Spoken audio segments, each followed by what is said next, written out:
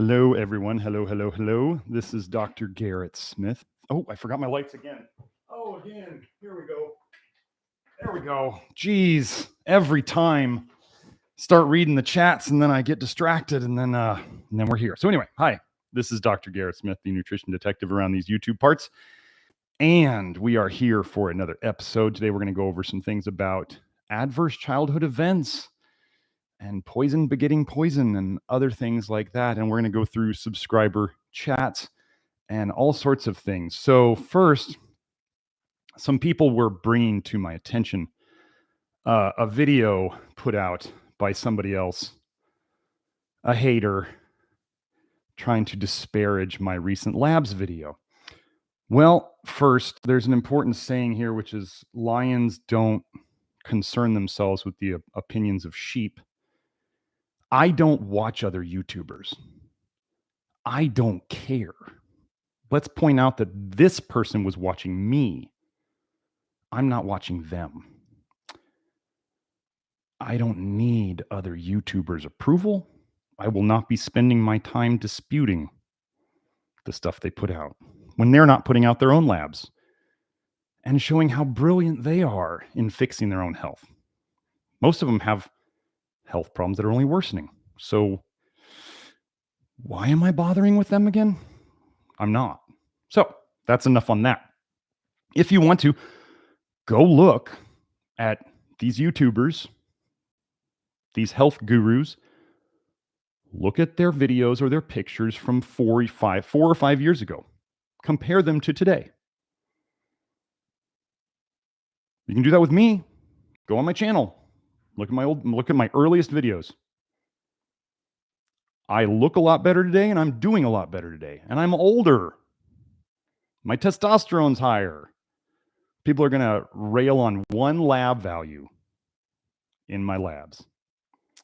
Everybody has a weak point, folks. It can show up. It doesn't get fixed right away. I never said I was through all of this. This is a marathon, not a sprint. So, if you want to look into what we're doing here, and you want it to be a week-long cleanse or like a month-long detox, you're in the wrong place. This is basically going to become a lifestyle. It doesn't have to be as strict as some people think forever. But, you know, if an alcoholic quits drinking alcohol because they got a lot of problems and then they go back to drinking alcohol, what do you think is going to happen to them? They actually usually kill themselves quite quickly when raging alcoholics go back to drinking. They usually die very quickly because their liver's already been damaged a lot.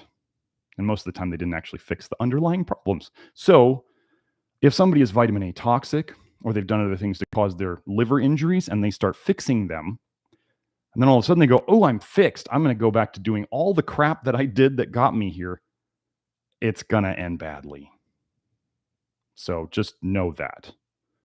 People who are thinking, oh, if I fix myself, I'll just be able to go back and eat whatever I want. You can do it. It's not going to end well. So there's that. Now we're going to get into adverse childhood events. People wonder, how did I get this liver injury? How did I get cholestasis? Why am I leaking toxic bile into the blood? I don't understand. I didn't take a lot of medication. They've got the story of how they're going to say, I don't understand how I got this. Well, it could start when you were born. If you were born with jaundice, you already got a liver injury given to you by your parents. The only thing you can do right now, you can go blame your parents. It's not going to do any good. You can fix it now. That's what we do in the Love Your Liver program, which, by the way, price goes up at the end of today, July 1st. If you've been hemming and hawing, now's the time. It goes from a lifetime membership to a yearly membership, and the price goes up. So don't wait. Liver injury, it can be shots. It can be pharmaceuticals. It can be vitamin A toxicity from all sorts of angles.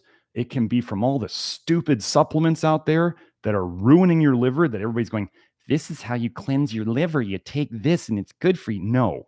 can be from your juice cleanses. It can be from your high-fat diet. It can be from your fruitarianism. It can be from your veganism. It can be from all sorts of things. When people join the Love Your Liver program and they start going through all the things that I say not to do, and then they look at what they've done in their past, am I going to list all of these things here? No. I don't have time for that. I don't have time to walk, hold people's hands and walk them through all of this individually. If you want to take responsibility for your health, join the program. It's not expensive compared to all the money you've spent on the past on your health. And if you come to this and you haven't really been in the health world, you have no idea how inexpensive I am compared to the garbage you can go out and pay through the nose for. So, adverse childhood events, what are they? It's a group of questions. It's a questionnaire, basically. Here's a quote. Questions cover family dysfunction, physical, sexual, and emotional abuse and neglect by parents or caregivers, peer violence, like fighting among those who are your age, witnessing community violence, and exposure to collective violence. Okay. These are things, adverse childhood events. They're talking about things that happened during your childhood. I mean, can things mess you up in your adult life? Oh, of course. Like PTSD. We talked about that last week about how I helped somebody who had military-based PTSD get rid of it. Did I do any therapy for it? No, we fixed their liver. So if you are interested in this questionnaire, I have a link in the notes below here. Now somebody's going to go, well, that's from the World Health Organization. Well, they're just posting the questionnaire. Am I promoting the World Health Organization like some nutty YouTuber was trying to claim that I was part of the Illuminati? Oh my goodness, folks. You know that vitamin A toxicity and copper toxicity will drive you insane, right? Oh, if you didn't, go look up vitamin A and schizophrenia and then go look up copper and schizophrenia. Have fun with that one. So, adverse childhood events. Let's look at diseases correlated with adverse childhood events. I wanted to give some props here. David Hagerston, who is in the Love Your Liver Network, is an amazing researcher, and he's the one who sent me all of this information. It's just another thing. It doesn't matter how you got sick. What matters is, can we get you out? Yes. If you put in the work and the observations and the course corrections, if you want my help, if you work with me individually, I do question and answers twice a week for people who buy packages with me. It's not part of the Love Your Liver program, basic. No, it's not part of that. For people who work with me on consultations and hair testing and blood testing, I do 2 of these big question and answers for my clients a week. This is how we get people better. So let's go over what does adverse childhood events do to your health or your liver specifically. Here's a paper. Let me see. Let me get the name of this paper and I'll put the link in the chat also so you guys can click on it.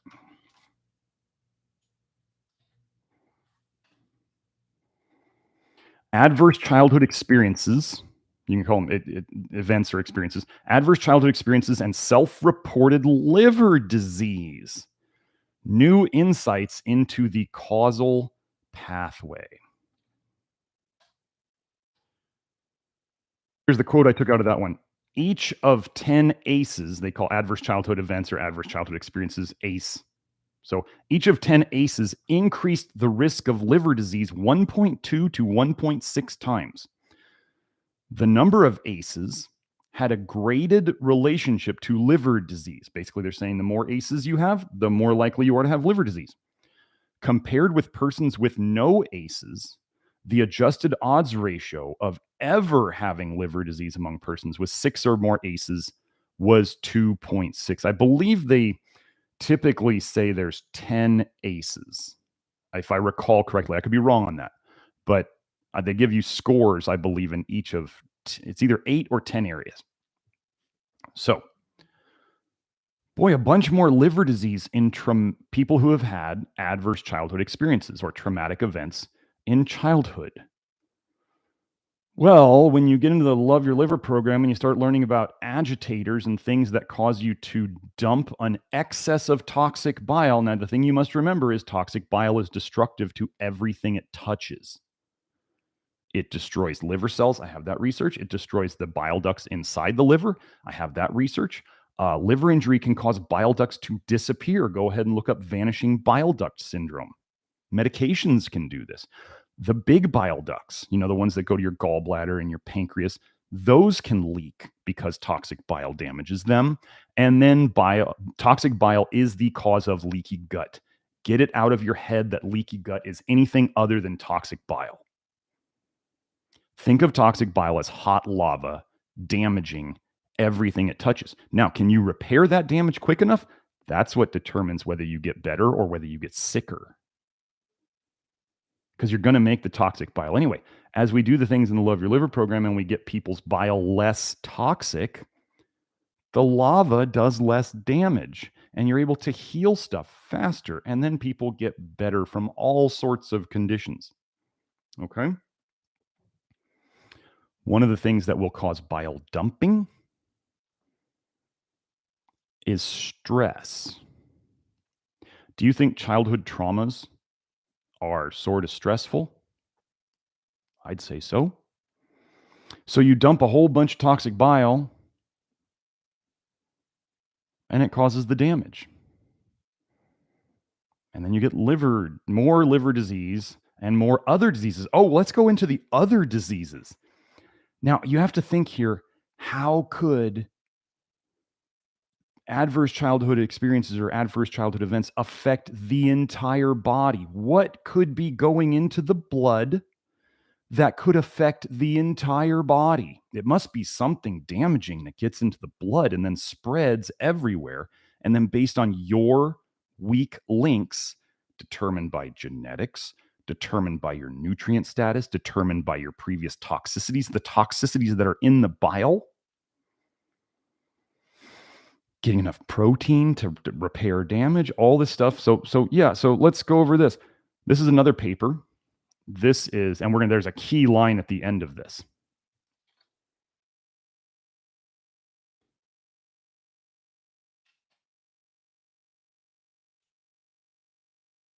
Did I put in that other, yeah, I did. Okay.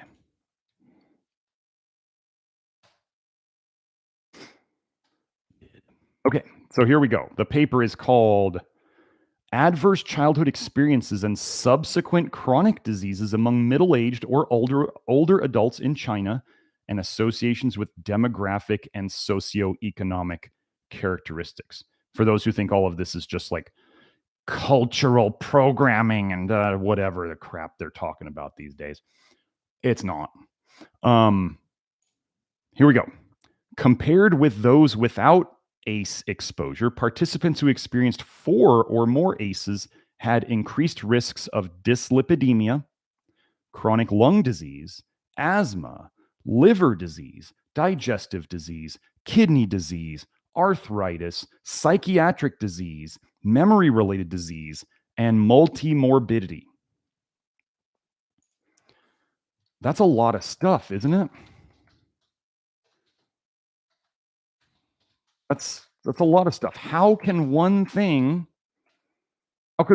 trauma or 4 traumas cause problems in all these different areas of the body? Well, and what does multimorbidity mean? Multimorbidity means 2 or more chronic illnesses at once. Okay? An example they give is like heart disease and diabetes and depression at the same time. Okay? Multimorbidity. So,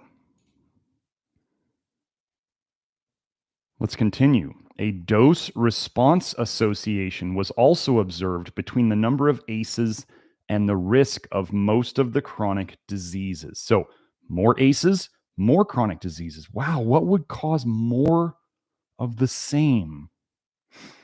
Continuing, the demographic or socioeconomic characteristics of age, sex, not gender, sex, educational level, annual per capita household expenditure level, or childhood economic hardship were not shown to significantly modify the association between ACEs and multimorbidity or multiple chronic diseases at the same time. Continuing, this study's findings of associations between ACEs and chronic diseases later in life were consistent with those of previous studies. Here's the important part. Here's the big finish. Nevertheless, the exact underlying mechanisms are unclear. Gosh, what if we were here figuring it out? What if? What if? What if trauma caused you to dump a whole bunch of bile? And that bile was too toxic for your bile pathway to resist the damage of, to fix the damage. I mean, remember, your body's constantly fixing damage all day. Living is dying. Living is damage. Can you fix the damage fast enough to not deteriorate? That's the math. It's just math, as Dave Ramsey says. So you dump a whole crap load of toxic bile. And depending upon how toxic you were and your nutrient status and the intensity of the trauma and how many traumas you have, you're hammering your bile pathway with toxic bile, hot lava, and it's burning holes through everything. And then you're leaking bile into your blood. Bile in your blood can go to your brain, it goes to your kidneys, it goes to your skin, it goes to your digestion, it goes everywhere that lungs, it goes to your lungs. Hello, Kufid. Asthma. It goes everywhere. And this is why most people who get one chronic disease, eventually, if they're not fixing things in a way that's going to help them, they get more. Actually, there's research showing, I think 25% of the people with autoimmune diseases get more over time. They lead to more, and I bet that number's low. Why is this spreading? Why is it getting worse? Because you leak, if you leak bile into your bloodstream, you don't get rid of that very well. Your kidneys try to. It damages the hell out of your kidneys. Why do you think Grant Genereux had chronic kidney disease? And why on my labs did I have one lab, creatinine, that was pointing, it was a little higher than it should be? Because if there was anything, I'm not going to go into my history of kidney stuff here, but yeah, I think I have kidney stuff from the past, and that's how I was affected. Is it over yet? No. Am I worried about it? No. Grant Genereux was the only guy that his kidney doctors saw ever come out of chronic kidney disease. And I have my other client who was stage 4 cirrhosis, diagnosed by biopsy, and 6 months later, she's stage 2. And her liver doctor, her hepatologist, is claiming it's a fluke because he's never seen it before. We're doing things here that nobody's ever seen before.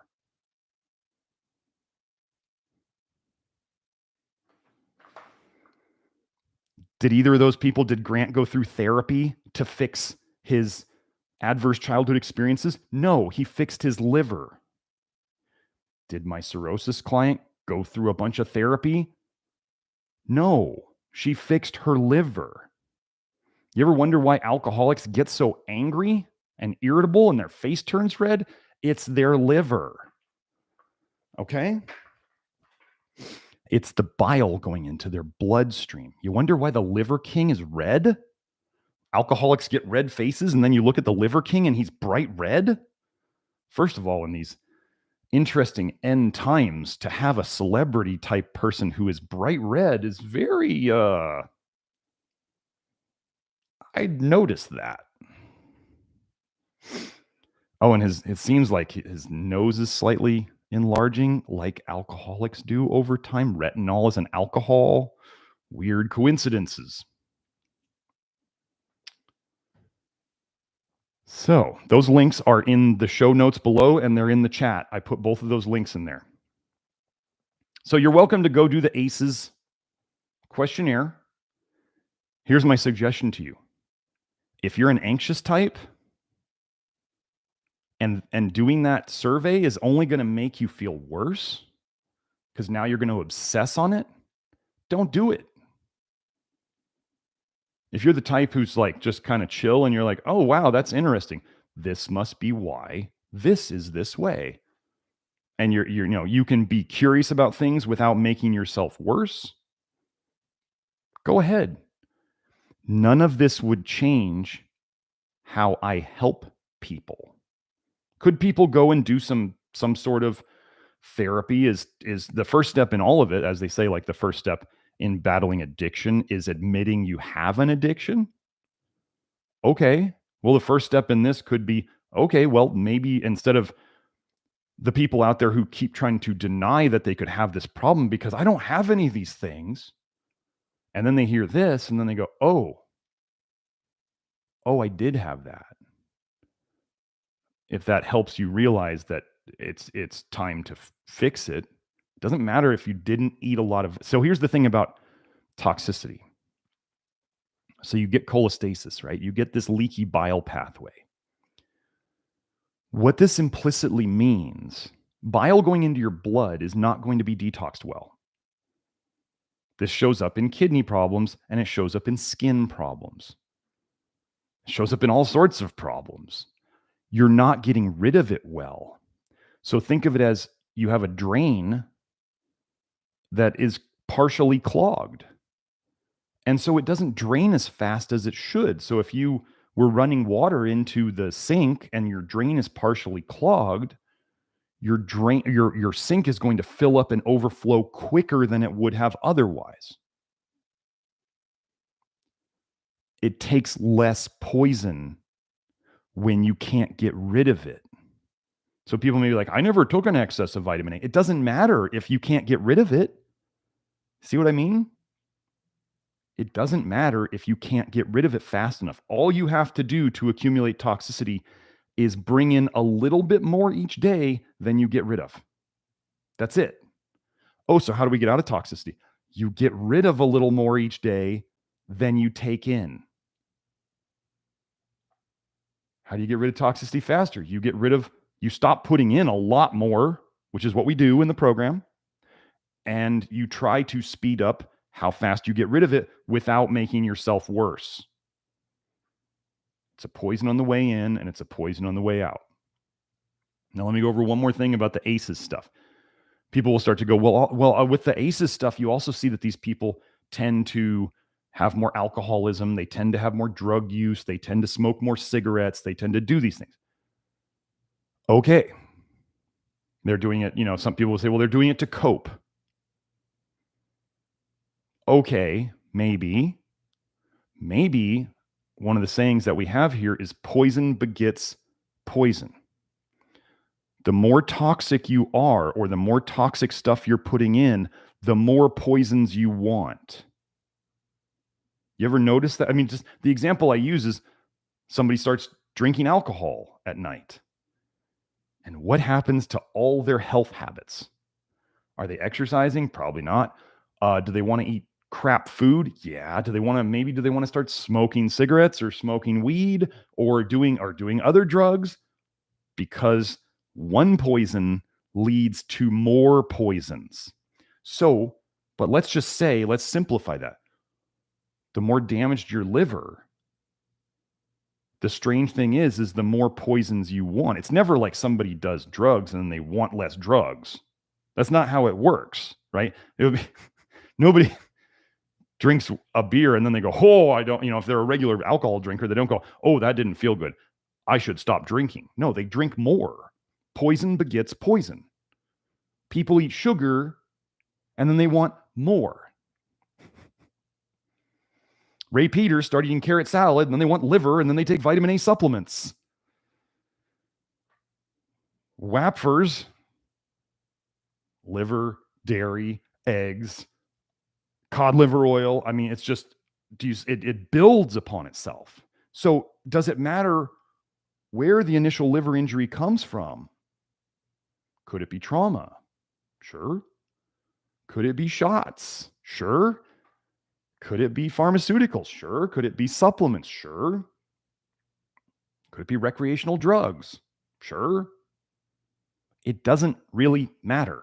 The key thing is you stop intoxing, putting the poisons in, which takes discipline and willpower.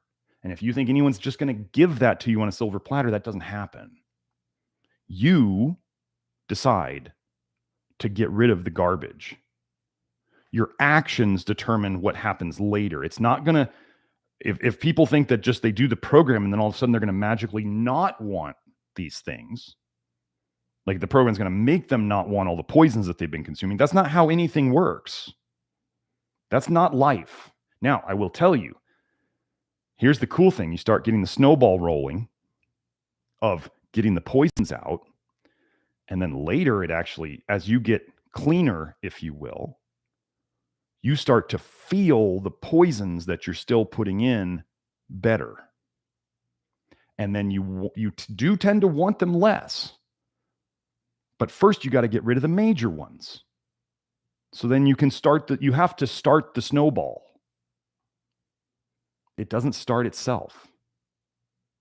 Okay? So let's get to some of the questions. Remember, the super chats have now started, folks. So if you don't know what those are, those where you can, I don't even know how to do a super chat. I've never done one. You may want to Google, how do I send a super chat? But what it does is it brings your question to the top of the queue. And yeah, there's a fee. So if you want to pay something to get your question to the top of the queue, go ahead. Otherwise, I'm just going to go in the order of questions like I always have. Okay. So Jose asks, hello, why do you talk so much about the fact that excess vitamin A is bad if everything in excess is bad? This is not an argument. You could eat too much food and kill yourself. Are we going to say that food is bad in excess? Well, of course it is. Can you eat too little food? Yes. Can you drink too much water? Yes. Can you drink not enough water? Yes. This is not an argument.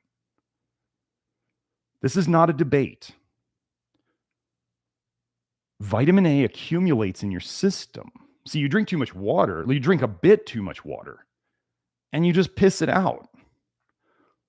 Your body stores vitamin A. This is different. People will say, oh, well, B vitamins are safe because they're water soluble and you just pee them out. Well, there's some truth to that. Except for B6, you store B6 in your nerves. Go look up B6 and neurotoxicity. You know that B6 is an alcohol, pyridoxine is an alcohol, and pyridoxal 5-phosphate is an aldehyde. Do we really believe that alcohols and aldehydes are vitamins, which were originally called vitamins because they were considered vital as in essential, amines, which are in the protein category? Vital amines. Where do alcohols and aldehydes fit in there? Anyway, why do I talk about excess vitamin A? Because nobody talks about it, and it's an epidemic. Jose, I'm going to suggest that you spend some time watching my older videos on this channel about like the epidemic of vitamin A toxicity diagnosed by liver biopsy in quite a few studies. Like I said, I'm not here to handhold and walk everybody through this. I have a video on this. Why do I talk about it? Because nobody's talking about it. Why is Bill Gates pushing vitamin A every single way he can? Why would he do that?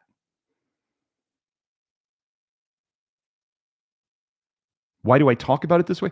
Because people think vitamin A is good for them and they think more is better, even though they read on the internet it's a fat-soluble vitamin.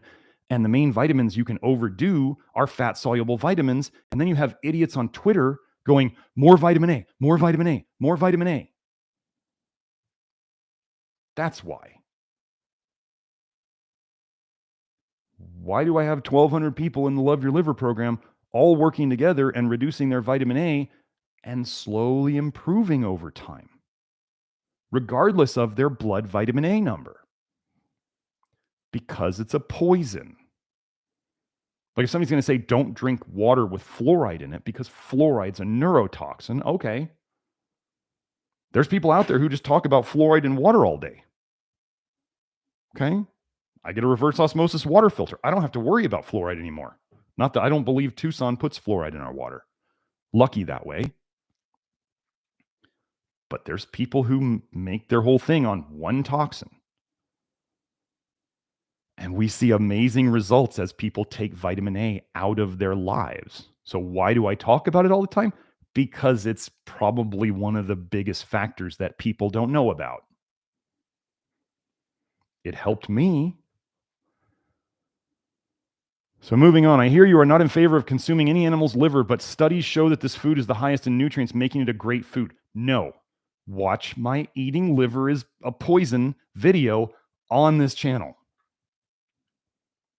Children have died from eating chicken liver pate. Ooh, so nutritious. I hope I can someday kill my children with eating liver. I've shown here's what I challenge people to do. Go and find all the studies, these tons of studies showing liver is healthy. I'm going to do my organ meats video soon here that shows that eating organ meats is a disaster to health. Disaster. Full of toxic metals, wild, grass-fed, all of it. You cannot look at, okay, so think about this. If you have all the parts of a car laying on the ground, and then you have a car, a fully assembled car next to it, people are going to be like, well, look at all the parts. This obviously should drive. This obviously should drive. And you go, no, it's not put together. The other one works, but this is just an assembly of parts. Yes, you could build a car out of it, but it's not put together. Just because, I want you to think about this. Why would liver have so many so-called nutrients in it? If nutrients were needed to protect you against toxins, if I'm sitting here saying the most toxic part of the body is the liver, where would your body put the nutrients to protect you? Probably the same place. It's a defense mechanism. But yeah, if people want to look at liver, you can go, Jose, go eat all the liver and prove me wrong. People out there who don't believe me, go drink bottles of cod liver oil. Prove me wrong. Go eat eat a pound of liver a day like the Liver King. Oh, that's going to explode badly. Go prove me wrong with a smile on your face and your eczema all over your body after you do it for a while. Go prove me wrong. And remember my name when it goes sideways. I'll be here. I'll still be here saying the same stuff. Next, Jose, I took isotretinoin for 1 year, 20 milligrams daily. Anything you can recommend? Yes, the Love Your Liver program, and work with me individually. Yes. One of the things that I've seen, and I wish this wasn't true, is that people who took Accutane want a magic pill. Because it was a magic pill that ruined their lives. And they want a magic pill to get out of it. This is just something I've seen. This is not how it works. I have talked to a person who has gotten neuropathy from one pill of Accutane. It doesn't matter how many milligrams you took for how long. Here's another saying. How much poison does it take? 2 words. Just enough.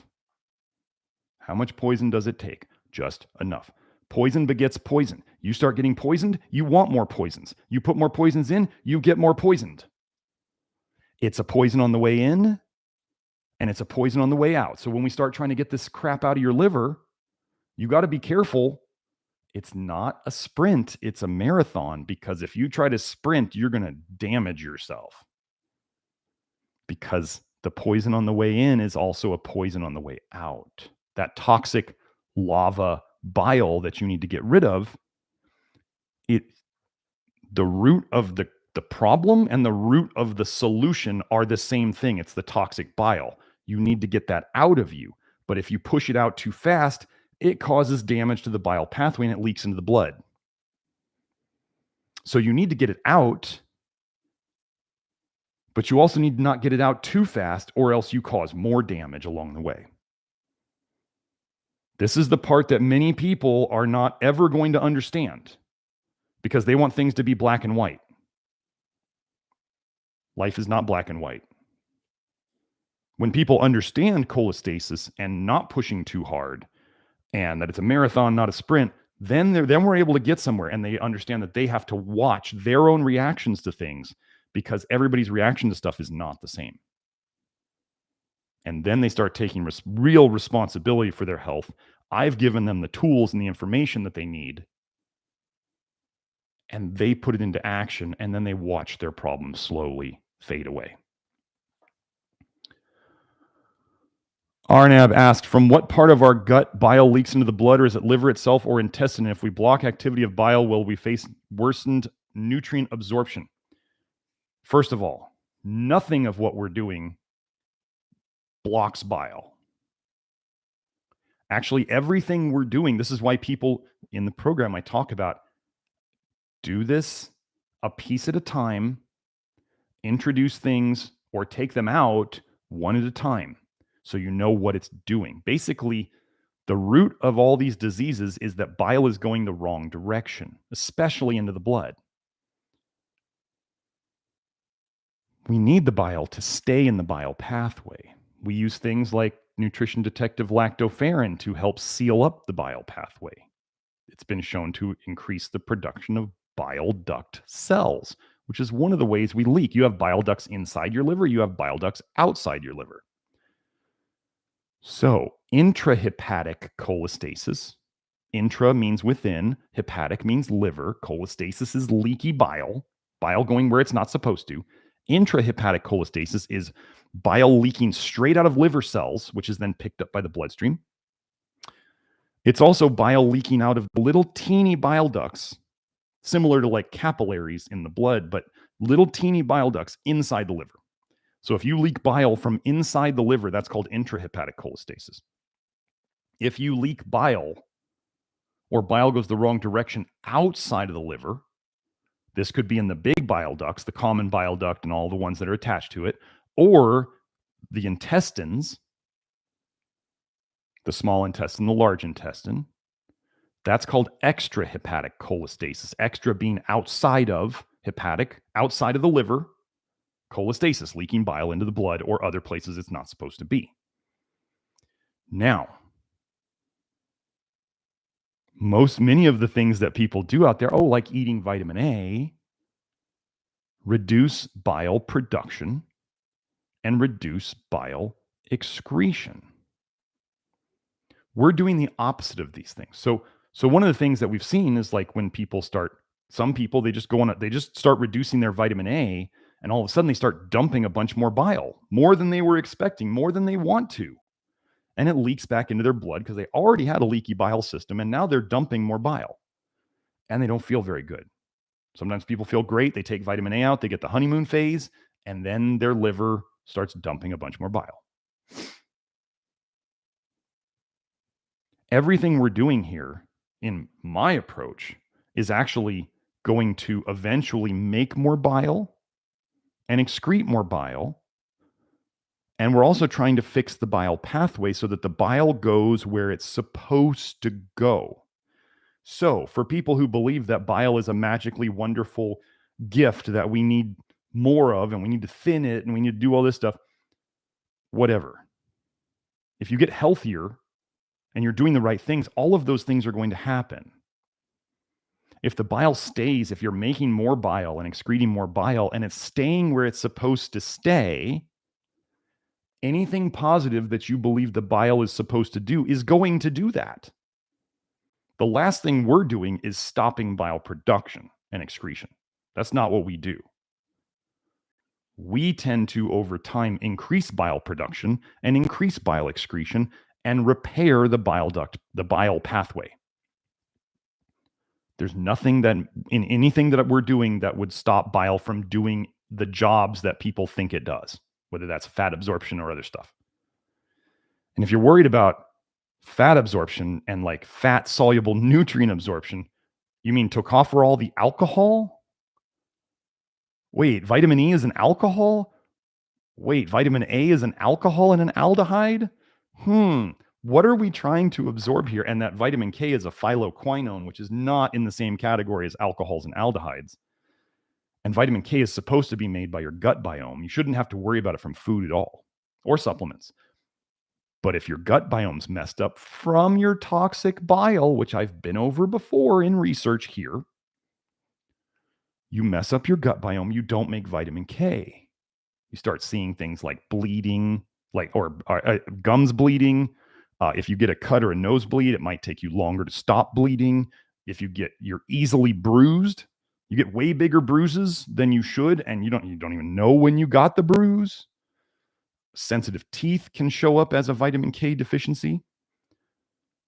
And as we fix things in the Love Your Liver program, if people are taking vitamin K and they need it at one point to help with these symptoms, if they do the right things over time, they eventually don't need the vitamin K, because why? We made their bile less toxic and their gut biome fixed itself. And it's not as leaky anymore, so their other symptoms are less too. So that's the bile leakage information. Dom Juan asks, what's the optional? I'm assuming you're saying optimal, but he says, what's the optional molybdenum form? I don't do well with the glycinate one. Glycinate, folks, go read about glycine. They'll say, oh, it's very similar to the neurotransmitter GABA. Do we bind glycine to some bile acids? Yes. Some people, glycine is amazing.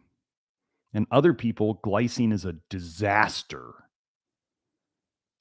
People will be like, glycine's similar to a neurotransmitter. You need glycine to balance out your methionine. And then you go, somebody takes like the amount of glycine that's in molybdenum glycinate. So it's like 150 micrograms of molybdenum. So how much glycinate do you think could be bound to it? We're talking micrograms. Not much. And people will have significantly negative reactions to that amount of glycine. The problem is, so if you're one of those people out there who is like, taurine is amazing, everybody should take taurine, or you're one of those people out there going, everybody needs more glycine to balance out their methionine, you have not worked with people. I have. And some people, taurine is amazing, and some people, taurine is a disaster, and some people, glycine is amazing, and some people, glycine is a disaster. Why would that be? Well, do you know you bind taurine to bile acids? Do you know you bind glycine to bile acids? If you didn't, you do. Does that help the situation? Well, so one of the things that causes your problems from the bile acids is whether they're bound to something or not, the recipe of the bile, right? There's the leaking, which is a problem. So if you leak more bile, you're probably going to have more problems. Like diabetics have twice as much bile in their blood as non-diabetics. They obviously have problems with their blood sugar control. So then if you also change the recipe of that bile that's leaking, you can improve or you could worsen the symptoms. So let's say for certain people, more taurinated, bound to taurine bile acids makes them better in their recipe. They're still leaking. It's a less damaging recipe for them. Some people, it makes it more damaging. Same thing with glycine. Same thing with sulfation. Go look up taurination, glycination, sulfation. These are things you can bind to bile acids. Is binding them to bile acids necessarily good? No. And it's very obvious when it shows up in their symptoms. So, The other molybdenum that I use with some people is sodium molybdate. I do not recommend ammonium molybdate. Sodium molybdate, or if you get a liquid molybdenum, where usually liquids are sodium molybdate, molybdenum glycinate, what we use in the keystone minerals, they both work. Jose asks, what medicinal plants, food, vegetables, fruit trees would you recommend we plant in the countryside due to the coming crisis? Join the Love Your Liver program. Look at the food list there. Worry a hell of a lot more about your food, your calories, than about medicinal herbs and plants. Starvation guarantees death. Not having lavender or rosemary doesn't do much of anything. Okay? So, focus on the food. People are not freaking out right now because supplement processing plants are burning down and being shut down. They're freaking out because the food plants are being shut down and the farmers are being shut down. Nobody's like talking about herbal farmers being shut down. Nobody cares. You can't eat herbs and live. Actually, you'd poison yourself quite quickly. You need calories. Focus on calories, preferably with low vitamin A calorie sources. If you want the easiest thing, things where you're going to eat the part of the plant that has the calories that are white, off-white, light green. Those are the colors of less toxic plant foods. White, off-white, light green. People go, what about a banana? Well, a banana's yellow on the part you don't eat. It's kind of white, off-white on the inside. That works. Not that a lot of people are going to be growing banana trees. Anyway. So, Hive Tyrant says, howdy, hello.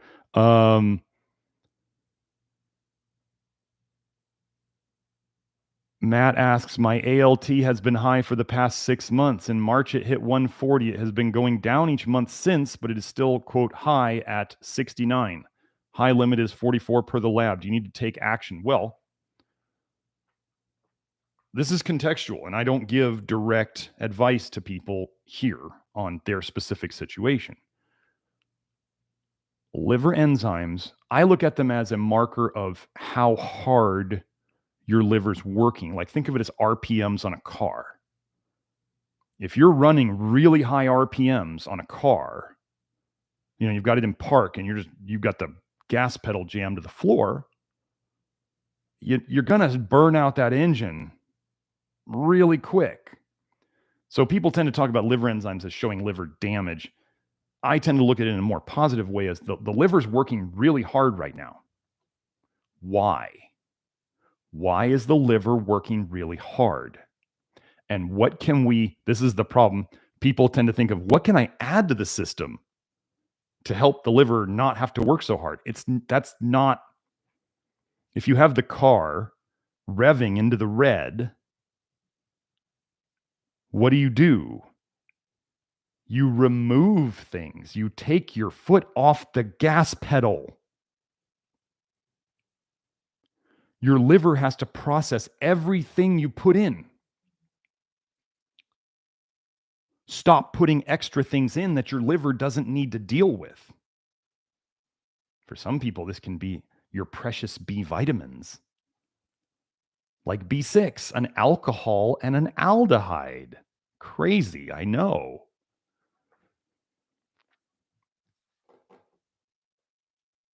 Taking things away, as in, you can look up via negativa. It is more common in our world today that we have too much crap coming into our liver. So that the best solution, then, it doesn't mean it's the only solution, but the best solution is to take stuff away. This is like even hepatologists, right? Liver doctors, like, what's their best thing? People come to them and they've got crazy high liver enzymes, and what's the doctor's main advice?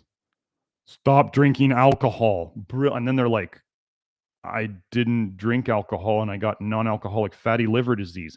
I don't drink alcohol. Jag off. Like that's like their stop drinking alcohol and exercise. Well, cool. Did you go to medical school to learn that awesome advice, doctor? Thanks. Seriously, being a hepatologist must just be the worst job ever because you're getting people who are like at the end of the line and they have no tools other than, oh, we'll give them UDCA, a known toxic secondary bile acid, which if you look in the research deep enough, UDCA messes people up. Oh, but it keeps their liver enzymes down. Okay, you could rev your engine into the red and put tape over the RPMs so you can't see it. Does that change that you're burning out the engine? No, just because you can't see what's going on doesn't mean stuff isn't going on. So here's one thing that we could look at. If you were doing the right things and your liver enzymes are going down, and how do you know what the right things are? Well, that's part of what the Love Your Liver program's for. If you're doing generally the right things and they're going down,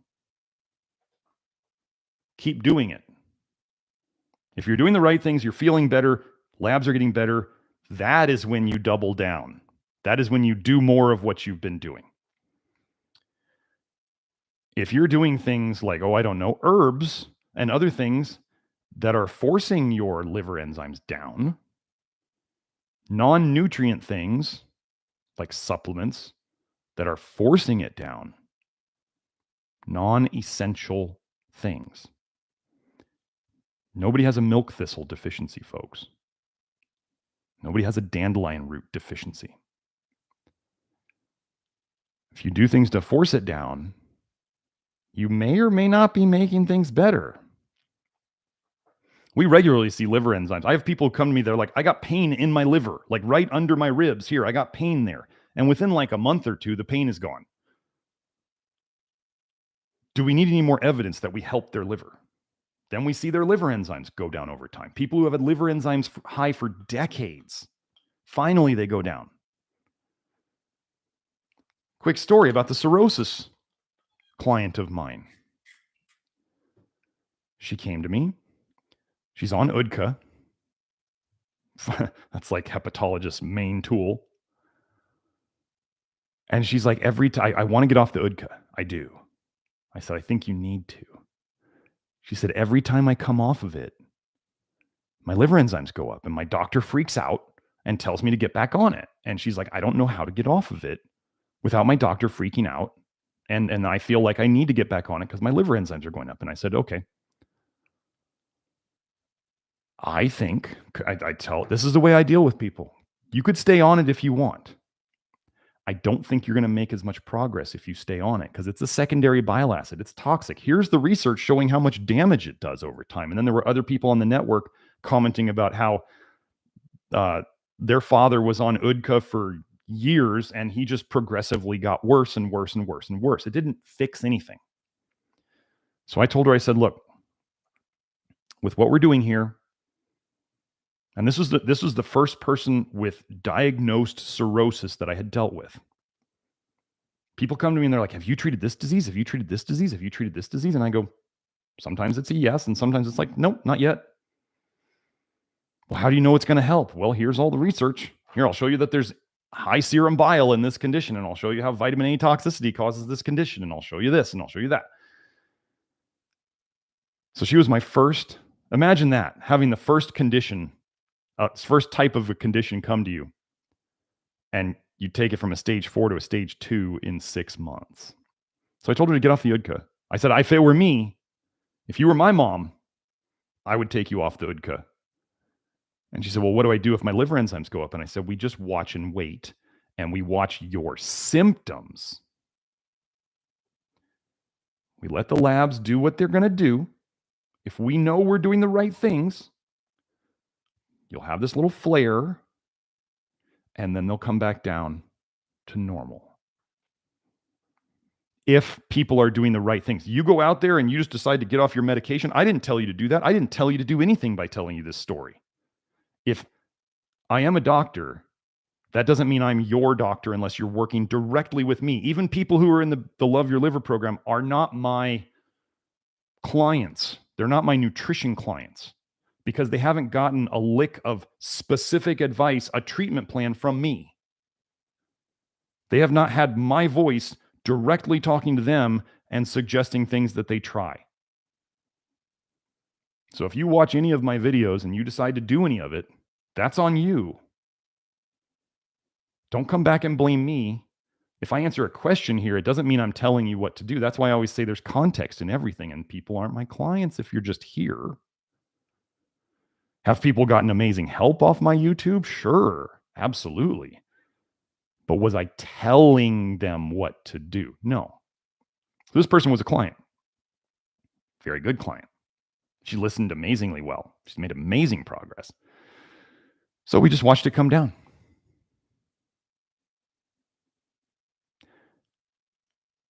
Not very many practitioners, and I'm not trying to, pat myself on the back too much here, but not very many practitioners have that much faith in what they're doing. I am a man of faith. I do believe the body can heal itself. For those of you who want to say it as God heals us if we do the right things, sure, either way. God made our bodies heal themselves. Yes, absolutely. So, this is what we're doing. If you're doing the right things, I generally say, keep doing them. I want liver enzymes, ALT, AST, below a 26. So you still got a ways to go, in my opinion. Is there anything that, do you need to take action? Like most of the time, it would be like, oh, let's say we see some kidney labs elevated, or we see some liver enzymes elevated. What action do we take? Less toxicity, more essential nutrients. That's what we do. If you're not exercising, somehow moving your body on a daily basis, whatever you tolerate. For some people, like let's say chronic fatigue, that might be walking 2,000 steps in a day, not 10,000. It'd be great if everybody got 10,000 steps a day. That would be great. Some of you haven't dealt with the clients that I deal with. If they can handle 2,000 steps a day when they're starting, when they're very sick, but they can't handle 3,000, how many do you think I would say they should do? 2,000. Somebody comes in and they go, Dr. Smith, I read you said to eat beans, but I don't tolerate beans. Am I telling you to eat beans if you don't tolerate them? Absolutely not. Anybody who goes in my program understands this after they read some stuff. People on the internet who learn a little bit about what I do and they go, Dr. Smith is a high carb diet. Oh my God. And I go, no, you know nothing of what we're doing in here. You couldn't pin one diet on me other than low vitamin A. Then people go, but I can't eat high oxalate foods. Then don't eat high oxalate foods and don't eat high vitamin A foods. I can't eat high histamine foods. Then don't eat high histamine foods and don't eat high vitamin A foods. If you do this right, your tolerance and your resilience increase and you're able to eat those foods later. You can come in the group in the Love Your Liver Network and see the testimonials. So, question for the end. What is the difference between zinc picolinate and zinc gluconate? Well, my quick answer, zinc gluconate is garbage. Zinc picolinate actually works.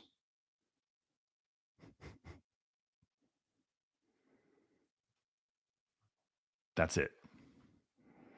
People might go out, let's say those of you out there who have taken different types of zinc and you're taking a different type of zinc right now, like the dumpster fire zinc sulfate or zinc gluconate, or you're like OptiZinc or whatever. Just want to let you know I've tried them all with people.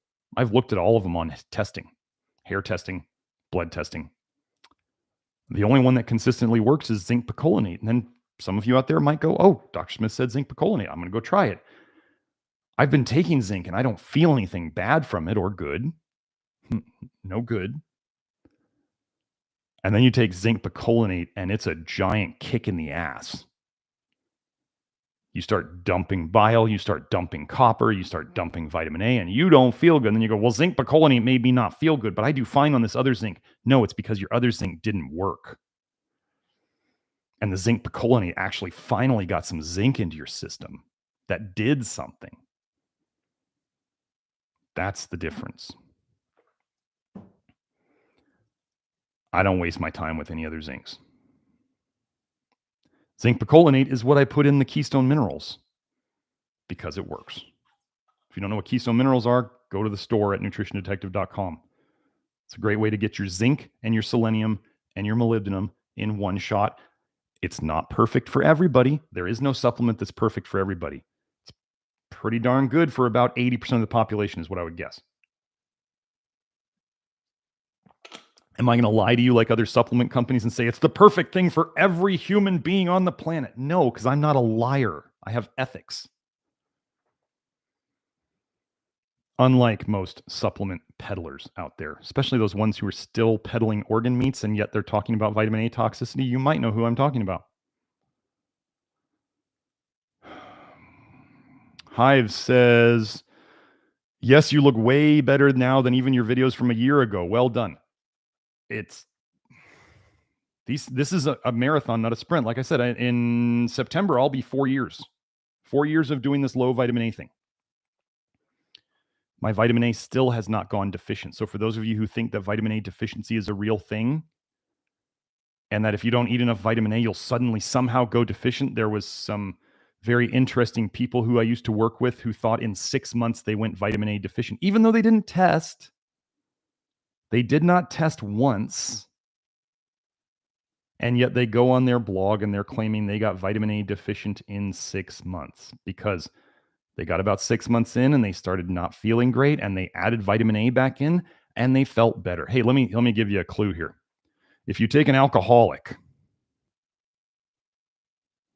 and they stop drinking, a serious alcoholic, and they stop drinking, do they feel better or do they feel worse? They feel worse. You take a caffeine addict, a coffee addict, and you stop them drinking coffee. Do they feel better or do they feel worse? Are those nutrients? No, those are drugs. Those are drug effects. Drugs cause withdrawals. So these people thought, and then if you have that raging alcoholic and they're going through really bad withdrawals and you give them some alcohol, do they feel better or do they feel worse? They feel better. Retinol is what again? Oh, it's an alcohol. You give these ex-retinoloholics some vitamin A and they feel better. And they misinterpret it. And now they're over with the protocol people. It's going to end badly if it hasn't already. It's too bad. So,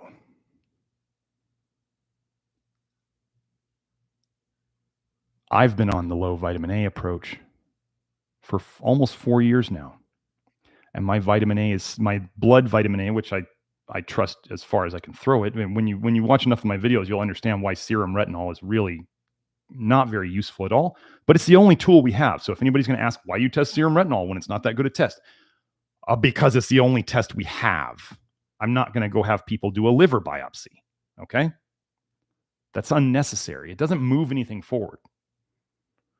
So my vitamin A is still normal after almost 4 years of avoiding it. Anybody who claims that vitamin A deficiency is like easy to get, it's not. It's not.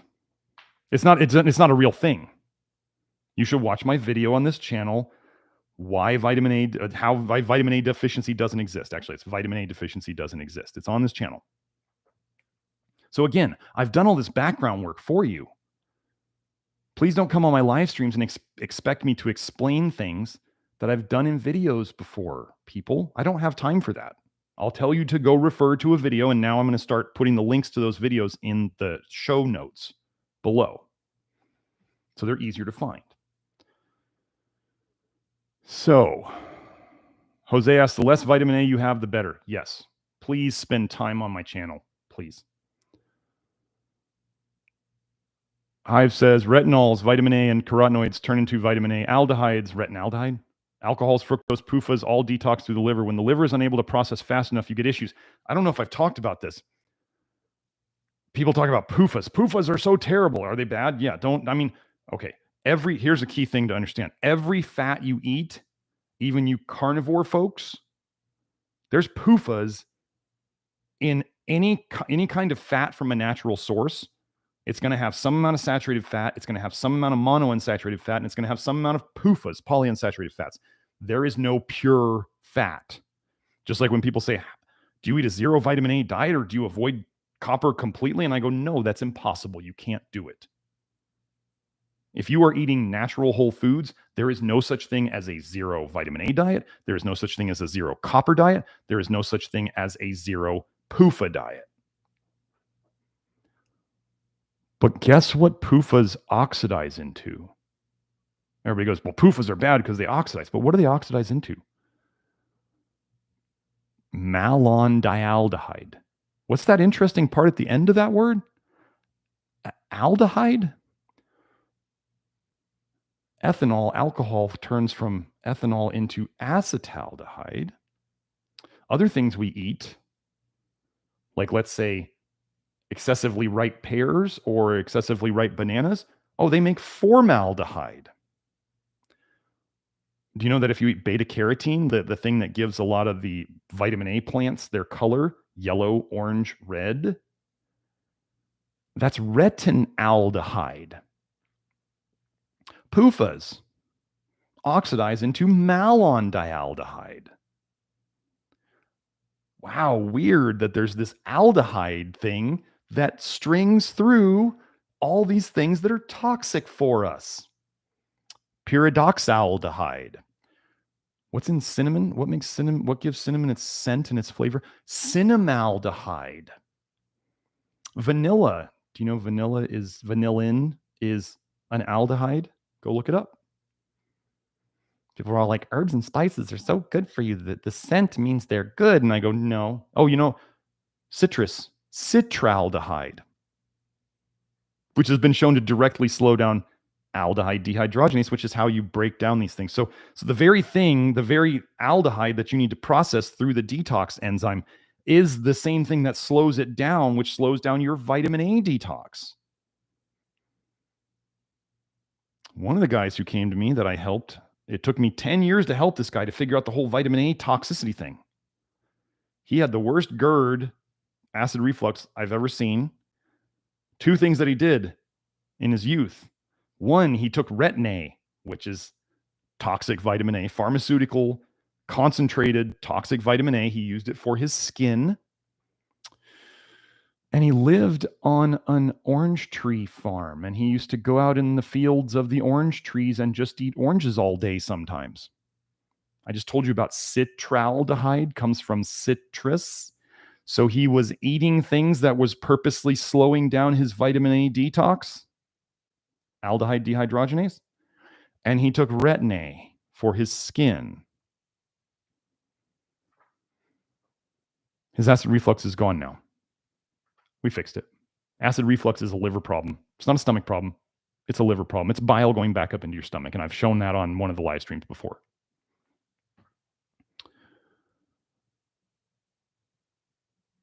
Arnab says, now I know how I got liver damage. My childhood was full of shit. This is one of the ways it can happen. You can go look up the new shot and find that, well, wait. Let's go look at this. Let's go.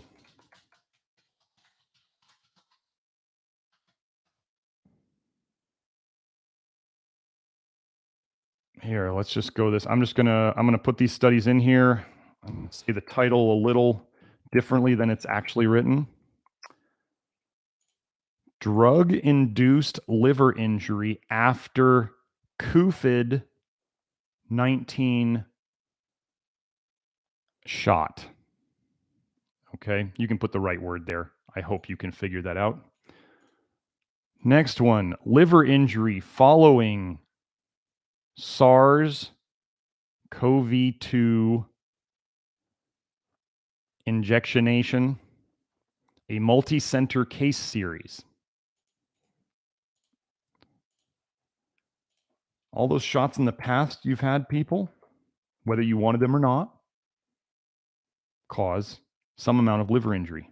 That's how they cause when you watch, I forget the French guys' videos where you can see the kids where they have the minor strokes and the different cranial nerves. It's caused by liver injury and the bile in the blood. Okay? This is how it can affect anywhere in the body. Bob Dylan asks, what could be possible causes that could make bile be able to go into the stomach? I don't know why it goes backwards up into the stomach, but it does. I have not figured out. So we just fix it. Now, one of the things I will warn some of you out there about who haven't read all my stuff on lactoferrin, I put a link on the bottle of the Nutrition Detective lactoferrin, which is available in our store. I put a link on there for you to read how to start taking it. Those of you who jump in with one pill, maybe look back and go, oh, maybe that's the reason why Dr. Smith gave these very, very specific instructions on how to start slowly. What other supplement company has you start slowly on things? It's called ethics.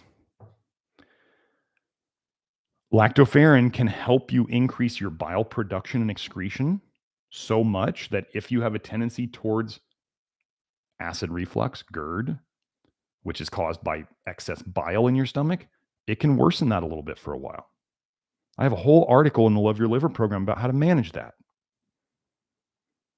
Does that mean it's doing a bad thing? It means your bile is going the wrong direction. The lactoferrin is doing what it does in terms of helping your liver to make more bile and excrete more bile.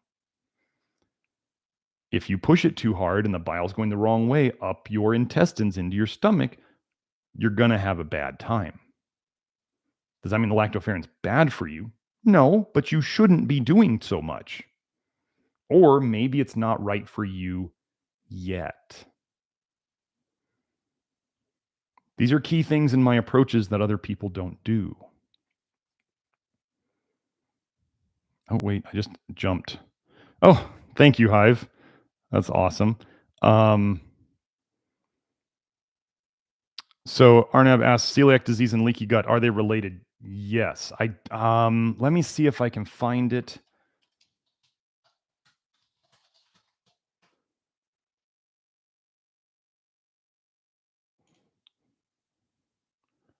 Here we go. Wait.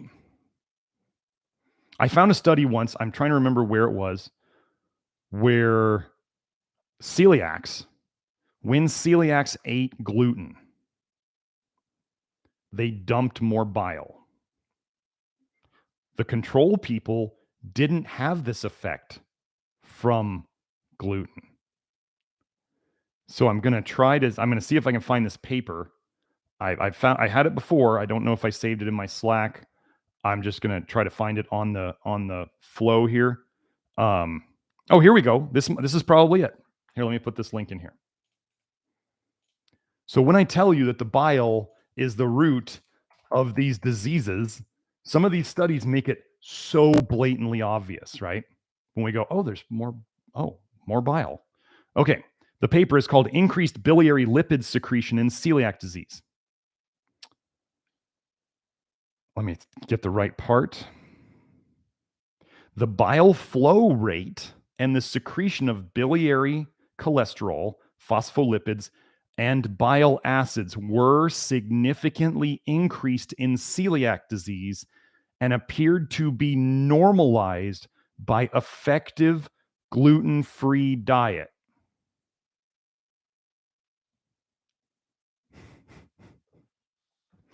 Let me read that again just so it's clear. The bile flow rate and the secretion of biliary cholesterol, phospholipids, and bile acids were significantly increased in celiac disease and appeared to be normalized by effective gluten-free diet. Now, this doesn't have the, hold on, let me see. I'm seeing if they had a control group. No, I think they were all celiac. So anyway, celiac disease, how do they look for celiac disease? They take a biopsy of your intestinal wall and they look for damage. And then we put a study that shows that celiac disease people, when they eat gluten, secrete more bile. Gosh, what could have caused the damage to the gut lining and the leaky gut? Maybe it's the bile.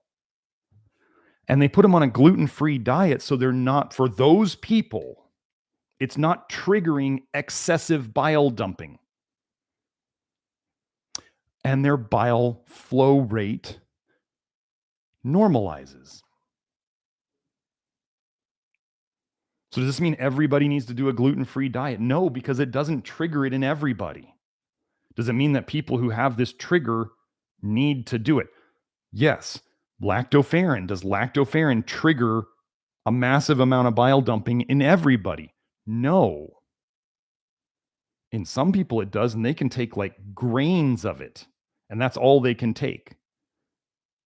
They do slowly get better, but when they start, they can only take grains of it. Some people, I have especially ladies who are trying to do the lactoferrin. They're like, I can hardly take any of this.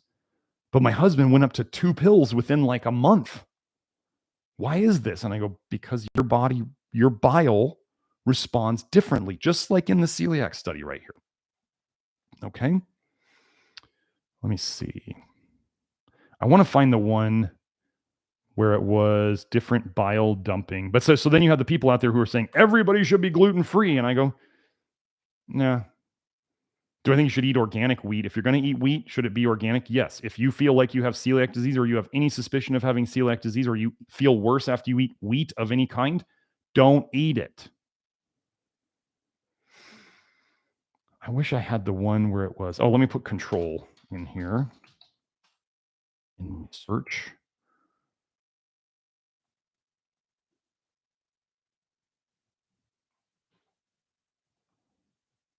Mm-hmm.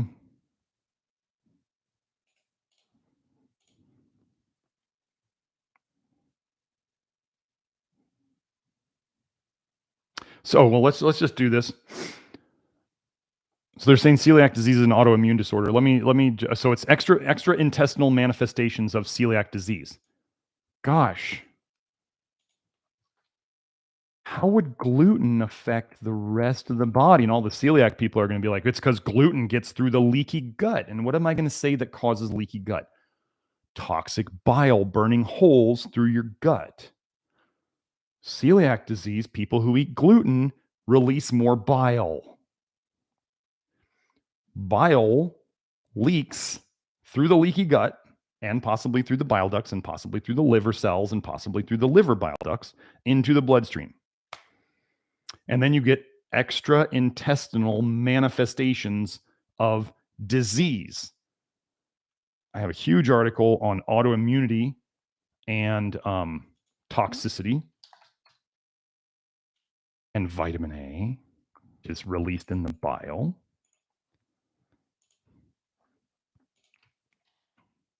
Autoimmunity is toxicity. And when I talk about bile leaking in the blood, I'm talking about toxicity. So it's all the same thing. So I just put that link to the autoimmunity article I wrote. Let me get this paper again. Oh, wait. A potential role for bile acid signaling in celiac disease-associated fatty liver. Weird that fatty liver can cause, or celiac can cause fatty liver. Let me see.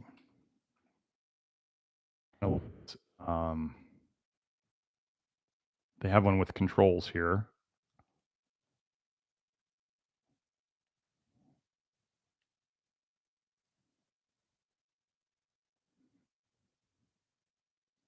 I'll just read the last sentence here. In summary, our results suggest that even in celiac disease patients in clinical remission under a gluten-free diet, alterations in gut-liver access, what could cause that? Especially bile acid signaling, might contribute to steatotic liver injury. Oh, steatotic is fatty liver. And should be further addressed in future studies and clinical practice. Do you see how I can do this all day, folks? All day long. All day. We are uncovering the root of your chronic disease. You can bring up all these different chronic diseases. It may not show up as liver disease. You're just leaking bile into your blood. Maybe your liver is running okay. You're just leaking bile into your blood. Okay. Doesn't matter. It's all about how it gets there. So I need to get off very soon. Okay, Esther says she made the MagKA Hal. So MagKA Hal is my own creation. It's on the it's inside the Love Your Liver network. People are really liking it in general, but Esther is having some issues. And I've been getting a lot of itchiness. I thought it was histamine because of the itchiness till I realized it was the MagKA Hal. And when I say MagKA Hal, it's different. It has potassium in it. It's not just MagKA Hal. I changed the name to MagKA Hal to give the guy who created this some props, because that's what I do. I stand on the shoulders of giants who have come before me. The MagKA Hal was a good creation. I forget the guy's name, but he called it MagKA Hal. You can find it on the internet. You can find the guy who made it. And I added potassium to it based on some feedback that Michelle, I won't say her last name, but Michelle on the Love Your Liver network gave about doing potassium in a bath with magnesium. And I thought, let me put that in a spray and see how that works. I'm probably going to make a video soon about how to make MagKA Hal for the public because it's so helpful and people really like it. But anyway, Esther was saying, is the itchiness from the alcohol? And then she comments again, I have been feeling better though since I started it. More energy. What should I do? Okay, troubleshooting topical magnesium. First, so you have to remember topical magnesium chloride, potassium chloride. They are what are called mineral salts. Just like sodium chloride is a mineral salt. Okay? Salt is two of these things bound together, right? Two minerals bound together. Mineral salt. Chloride is it's on the periodic table, right? Anyway. So, what happens if you put salt on a wound, right? On a cut? It doesn't feel good, right? So, if somebody has like drier skin than they should or they could, and you may not be able to see this. Like you may not be able to see that your skin is dry, but if you use like magnesium oil or MagKA Hal or even the MagKA Hal, and just so you know, the Ka is Ka as in kalium, the Latin term for potassium, because I had to use something that went along with MagKA Hal, so I did MagKA Hal. Anyway, if you have a little bit of dry skin or you have significant dry skin that you can actually see, that mineral salt is getting too close to probably some of the nerves, and it doesn't feel good. So what can we do about this? It's fairly simple. Number one is you could always, these are all different things. Do you have to do all of these things? No, you could try them separately. One thing you can do is just dilute it more, so it's not as strong. Just dilute it with either more water, or if you're making MagKA Hal, you could dilute it with water and alcohol, because the MagKA Hal it's not all alcohol and it's not all water. It's a mix of the two. So you could simply add more water and dilute it. You can always try it on different areas, because different areas, just like people have more dry skin in certain areas and less dry skin in certain areas, or maybe like the inside of their forearm is a place where they can add it and they don't have as many problems. Certain areas may be worse. So trying it in different areas can help avoid the issue, just because the dryness or the thickness of the skin is different in different areas. You could add some aloe vera gel preferably filtered so you don't have the chunks from the aloe vera gel in there. You could add it to the MagKA Hal, and that's kind of like a moisturizer. So think of what we're dealing with here is a dry skin problem, whether you can see it or not. The reason why, like, let's say a magnesium bath or a magnesium and potassium bath doesn't cause this is because in the bath, it's diluted enough. But when you're using the spray, it's very concentrated. The salt is very concentrated. It's assaulting your skin. Anyway, hey-yo. So aloe vera gel can help. There's a lot of magnesium sprays out there that are using aloe vera they add it already. Or the last thing that you can do, this is the easiest solution. This is like, let's fix it right here, right now.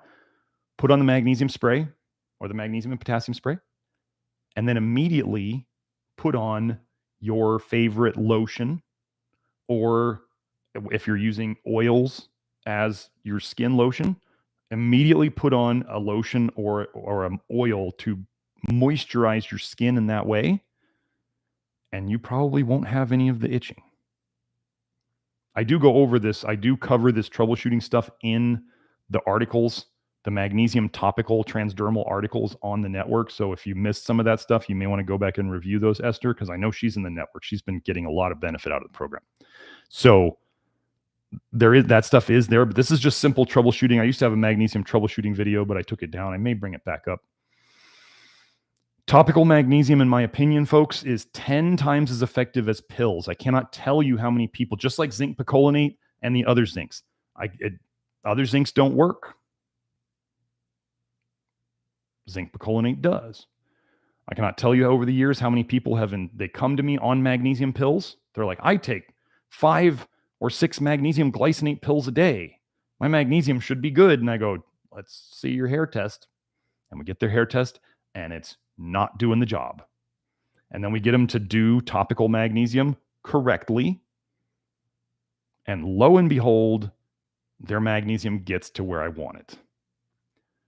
In my opinion, topical magnesium is 10 times as effective as, and when I say topical, that can be baths, that can be foot soaks, that could be magnesium oil, MagKA Hal, mag lotion, that could be anything where you are absorbing magnesium through your skin.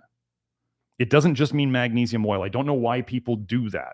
It's not just magnesium oil that's topical or transdermal magnesium. Magnesium lotion is a topical or transdermal approach. So is a bath. When people do these correctly, their magnesium comes up basically guaranteed. If you feel bad doing topical magnesium by itself, first of all, I never use Epsom salts. Of course, everybody on the internet is like, Epsom salts are topical magnesium. No, Epsom salts are garbage. You don't want the sulfate. Don't want it. Don't need it.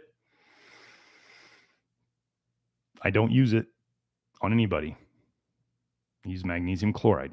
If you have a negative reaction to topical magnesium, let's say you feel your heart racing, or you feel like you're anxious, or you have trouble falling asleep, you have a potassium deficiency that you need to correct. Why do you think I made the MagKA Hal? Or why did Michelle try potassium in her magnesium bath? And all of a sudden she says she's sleeping much better when she did. And I already knew that when people had negative reactions to topical magnesium, it implied a potassium deficiency. And I saw that she had good results. And do I learn things from people in the network? Absolutely. There's 1,200 plus members in there who are trying things out on their own. And when they report back and there's something that works, I only want to know about what works. And do I give credit to them when they figure out something new? Absolutely. So it is a team effort. And that's what's so cool about the network. So Esther's saying she feels better since starting it. Magnesium plus potassium. One of the biggest causes of fatigue is low potassium caused by other things. So she's feeling better. She just doesn't like the itchiness. Well, the itchiness is easy to fix. Fixing the potassium deficiency helps all sorts of things. What causes the potassium deficiency? Some of you have heard me say this before. The biggest things that are causing your potassium deficiency are chronic vitamin A toxicity. It's an epidemic. Gosh, everybody's so tired, anxious, depressed, irritable. Vitamin D supplements, rat poison. Stop it. Get a Spurdy vitamin D lamp or use tanning beds if you live somewhere where there's no sun. Just because we can live in places doesn't mean we should. And just because we could stay inside all day doesn't mean we should. Copper toxicity. These are the three things that cause potassium deficiency. Do these three things go away quickly? I do think that if people stop their vitamin D intake, they stop poisoning themselves with rat poison, I do think most of that leaves their body in about a year. Most of it. Vitamin A toxicity, I'm still going after almost 4 years. I still haven't gotten rid of all of it. How long does that take? I have a woman who's been running her serum copper for you copper pushers, copper lovers, you bunch of charlatans. Copper, bioavailable copper deficiency, when it's not in the research anywhere and it's a made up concept, just straight up pseudoscience. And I say, I'm sitting here, I want you to know, they're saying I'm promoting misinformation about copper. And yet I go, show me bioavailable copper in the research. And they don't answer anymore. Weird. And one of the papers that talks about bioavailable copper is actually talking about copper toxicity from bioavailable copper. So weird. But I'm the one spreading misinformation. And yet they're building homes with copper water pipes. And they're putting copper IUDs in women to make them fertile. And the plant-based diets that they push are high copper diets. Let me just go look up. Let's see how high crickets are in copper. That would be bioavailable copper.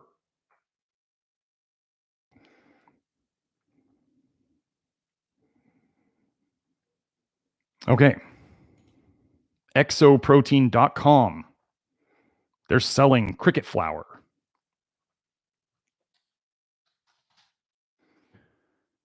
Number 3, cricket flour is rich in minerals. I want to make sure, just to be clear, am I saying to eat this? No. This is what they want you to eat.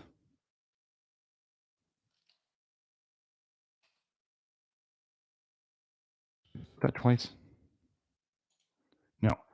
When you eat cricket powder, you're eating the entire cricket, which means sounds like nose to tail carnivores. That's a disaster. Which means valuable minerals come along for the ride. These minerals include zinc. Does it have a lot of zinc? No. Copper, iodine, and manganese. Here's why you want more of these minerals in your diet.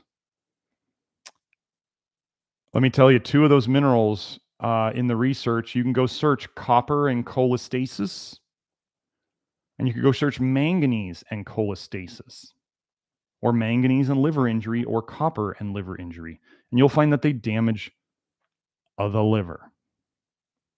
So, the ones they're trying, and I also know that crickets are extremely high in calcium. Vitamin A raises calcium in the system, causes you to calcify. Vitamin D supplements raise calcium in the system, causing you to calcify. Taking more calcium on top of those 2 things is like pouring gasoline on a fire of calcification. Crickets are also very high in iron. Funny thing that they didn't mention that here. Calcium and iron. A lot of people have been hearing about iron overload. And vitamin A increases the absorption of iron from your diet. This has been shown over and over and over in studies. So we have, and they're high in carotenoids too. Let's do cricket carotenoid content. Contend.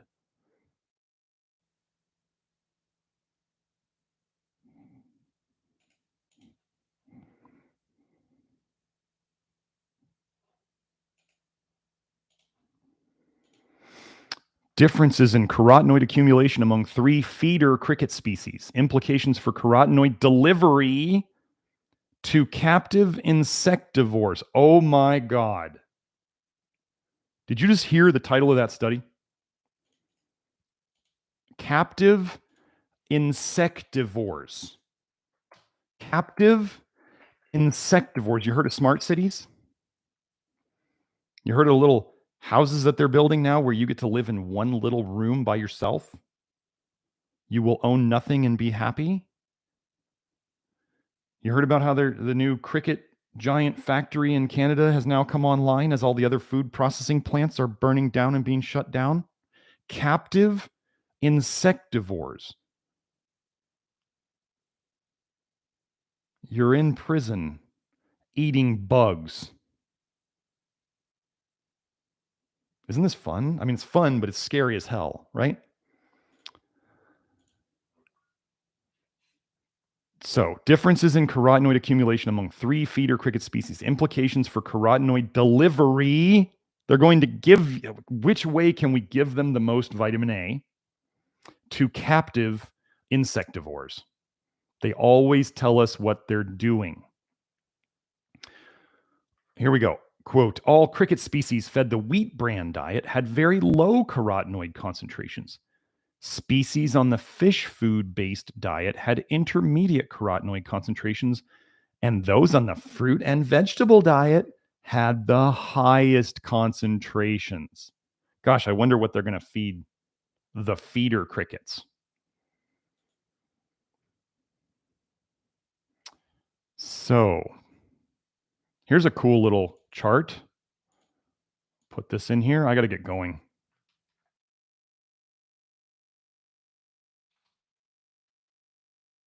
I don't have the whole paper here, but it's carotenoid content of selected insect species on an as-is basis.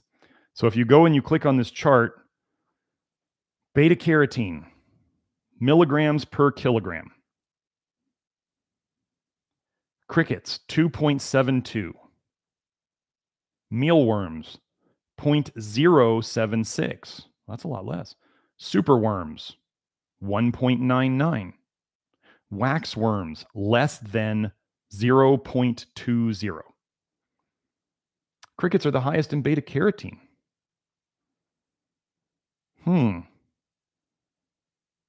Lutein.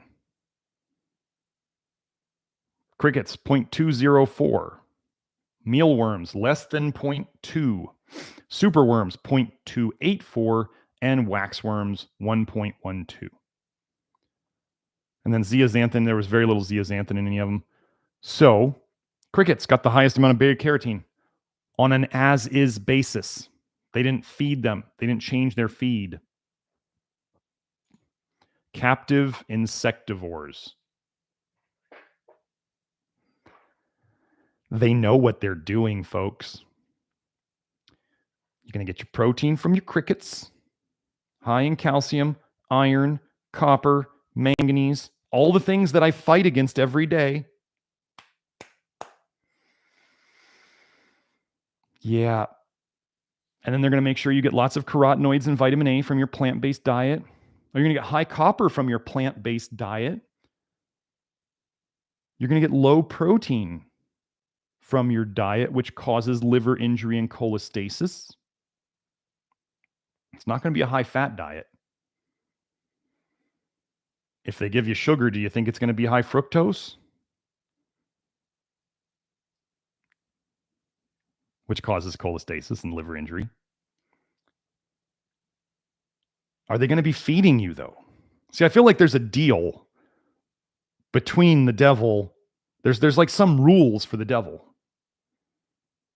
where he can't come and kill you directly, but he sure can do it indirectly. The genius here, the genius of all of this. You remember those Rockefeller University studies I showed where they've known about the toxicity of bile since 1905? This is pure evil genius.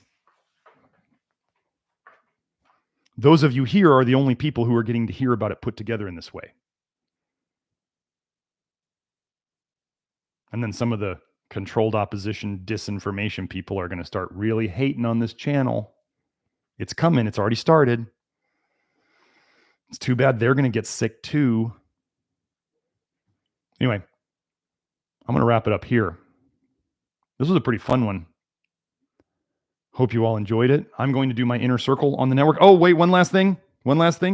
Price on the Love Your Liver network goes up at the end of the day today, July 1st. Don't ask about the old price. After the end of today, it's not happening. Price goes up because I can't make it change back and forth.